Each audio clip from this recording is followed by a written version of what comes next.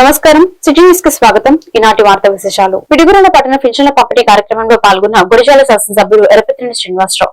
ఈ సందర్భంగా ఎరపతినేని మాట్లాడుతూ ఆంధ్రప్రదేశ్ రాష్ట్ర వ్యాప్తంగా ప్రతి నెల 1వ తారీఖు ఇచ్చే పెన్షన్లు ఈ నెల 1 ఆదివారం సెలవు కావడంతో ముందు రోజు ఇస్తున్నామని, గతంలో వైసీపీ ప్రభుత్వం ఎప్పుడు పెన్షన్లు ఇస్తారో తెలియని పరిస్థితి ఉండేదని అన్నారు.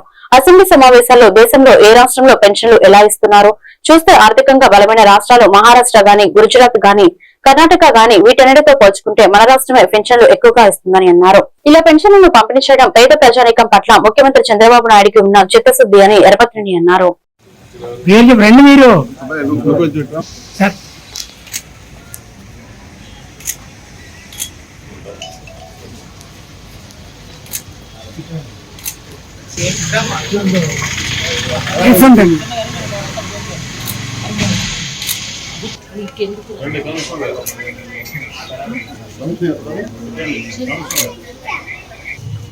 కమిషన్ అధికారులు కలపనివ్వండి.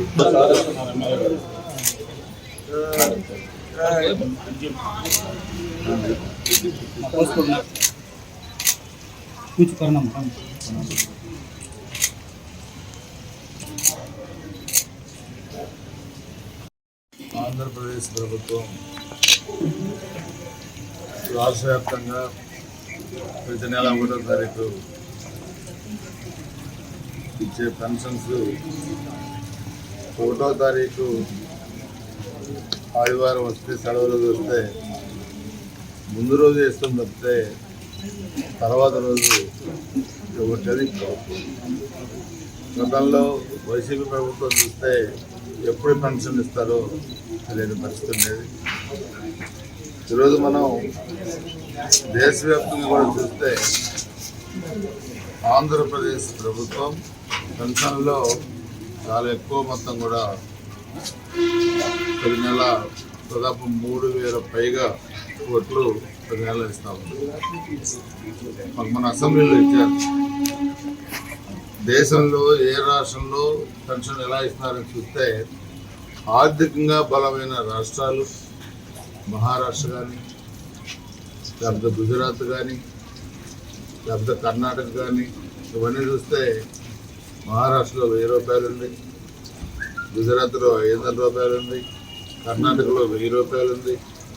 సో ఈ విధంగా మొత్తంతో పోల్చుకుంటే మన దగ్గర ఎక్కువ 4,000 రూపాయలు పెన్షన్ ఒకటి, వితౌట్ పెన్షన్, వితౌట్ పెన్షన్ అవన్నీ కూడా 6,000 రూపాయలు, ఫిజికల్ హ్యాండిక్యాప్లకు 6,000 రూపాయలు, తలసేమియా బాధితులకి 10,000 రూపాయలు, పూర్తిగా అంగవైకల్యం ఉండి బయటికి రాని పరిస్థితుల్లో ఉంటే 15,000 రూపాయలు. ఇది పేద ప్రజానీకం పట్ల ముఖ్యమంత్రి చంద్రబాబు నాయుడు గారికి ఎన్డీఏ ప్రభుత్వానికి ఉన్న చిత్తశుద్ధి.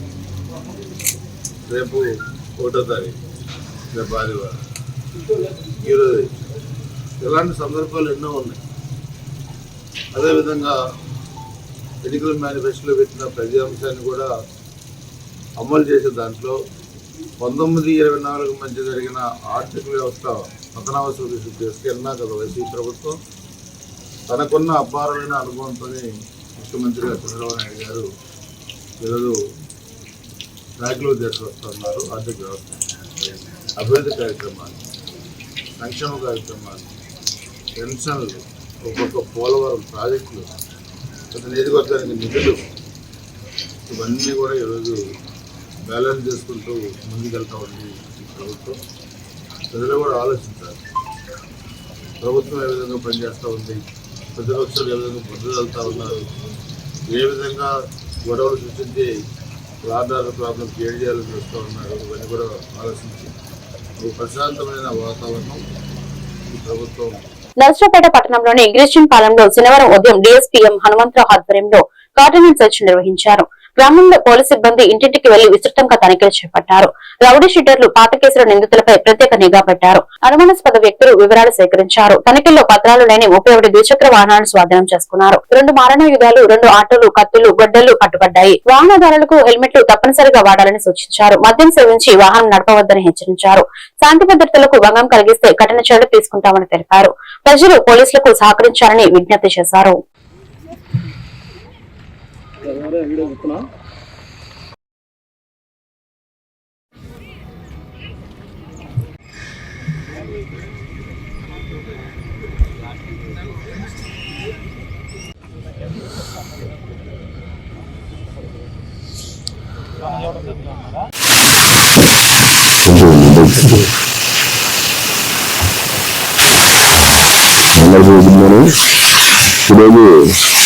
మా పల్నాడు జిల్లా ఎస్పీ గారి ఆదేశానుసారం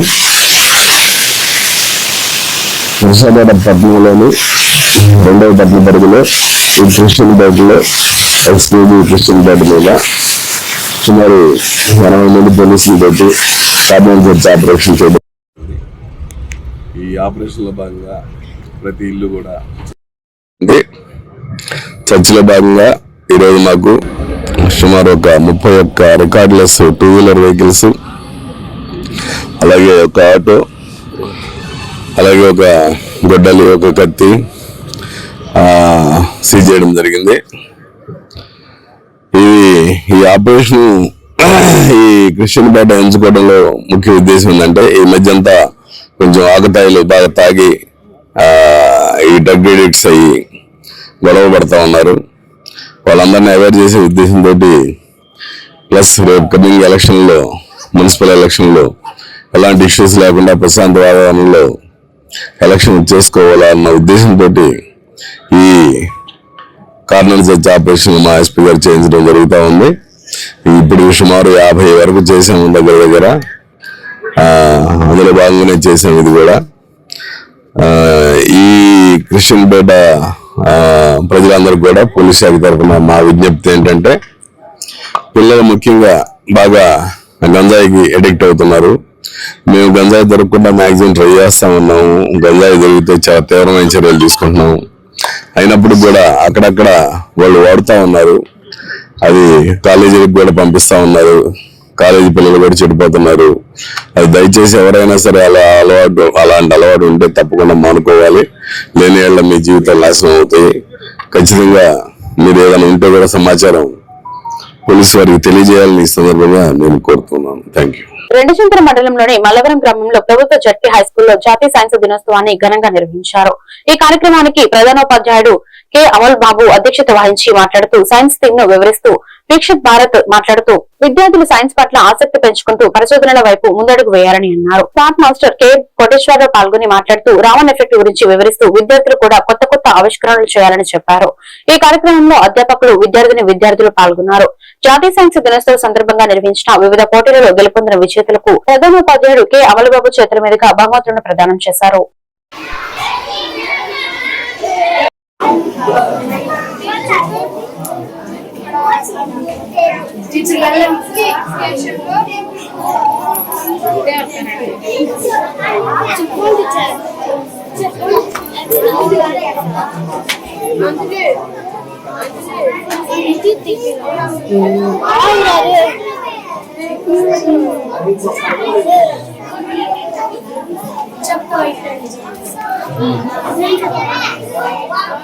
నేను వేరేది చెప్పాలి.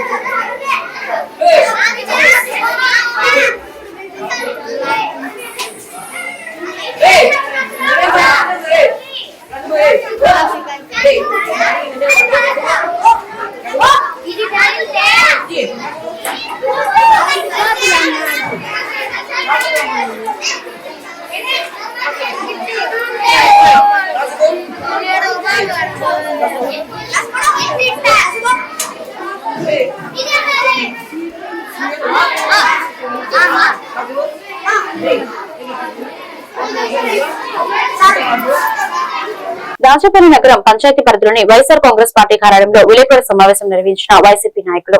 ఈ సందర్భంగా వారు మాట్లాడుతూ క్రమశిక్షణకు నిలువెత్తు రూపం వైసీపీ అని, ప్రభుత్వం అధికారంలో ఉన్నప్పుడు అభివృద్ధి చేయడం జరిగిందని అన్నారు. గురిజాల మాజీ ఎమ్మెల్యే కాసు మహేష్ రెడ్డి ఎప్పుడు కూడా గొడవలకు తావునివ్వకుండా క్రమశిక్షణతో మెలుగుతూ అభివృద్ధి చేయాలనే దృక్పథంతో ముందుకు వెళ్లారని అన్నారు. కానీ 2014లో టీడీపీ అధికారంలో ఉన్నప్పుడు అనేక మంది వైసీపీ నాయకులు, కార్యకర్తలపై దాడులు జరిగాయని, ఇప్పుడు కూడా కూటమి ప్రభుత్వం ఆధ్వర్యంలో దాడులు చేస్తూనే ఉన్నారని ఆవేదన వ్యక్తం చేశారు.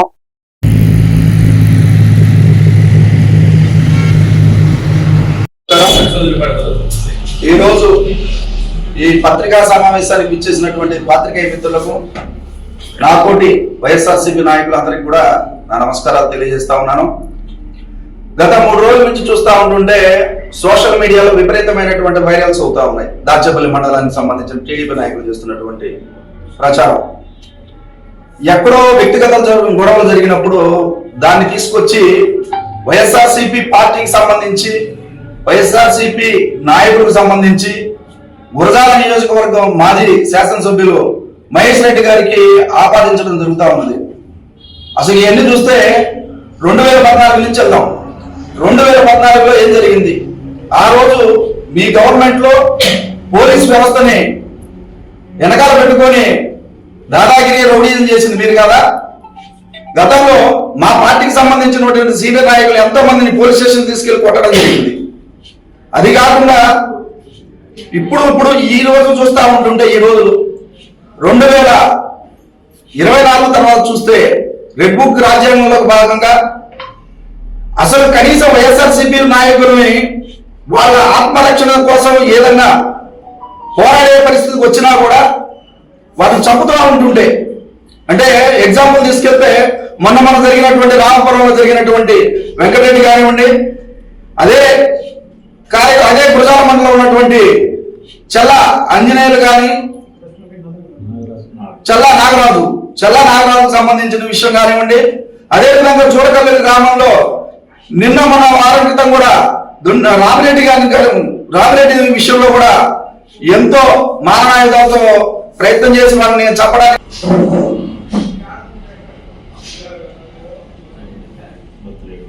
భక్తుల ఏడుకొండలో గొడవని మాకు వైఎస్ఆర్సీపీ నాయకులకి, మా కార్యకర్తలకి ఎలాంటి సంబంధం లేదు. మాటికి వచ్చే తెంగడి ఇష్యూ తీసుకొస్తున్నారు. తెంగడి ఇష్యూలో మేమెంత చేసినాం, టీడీపీ వాళ్ళు ఎంత చేసిర్రు. మాటికి వచ్చే దేవల సుబ్బులు చనిపోయినాదని, మందు పోసినారని మీరు అంటుండగా దాన్ని చర్చ కూర్చున్నారండి. సుబ్బులు చనిపోయిందా మందు తాగి? మా వైఎస్ఆర్సీపీ వాళ్ళు పార్టీకి కూర్చున్నారు. పార్టీ తరపున చచ్చిపోయిందా?